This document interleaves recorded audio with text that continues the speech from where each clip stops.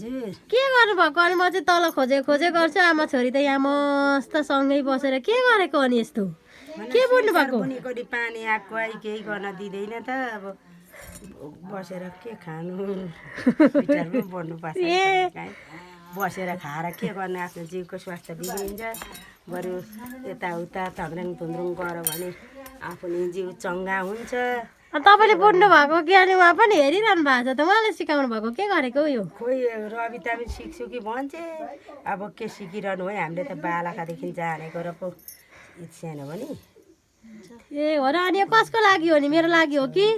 7 8 9 10 11 12 13 26 त हुँदै रहेछ अनि कहाँ हुन्छ त सानो त कसको लागि स्वेटर बुनेको मम्मी ला फुकाउनु भयो फेरि किन फुकाउनु भएको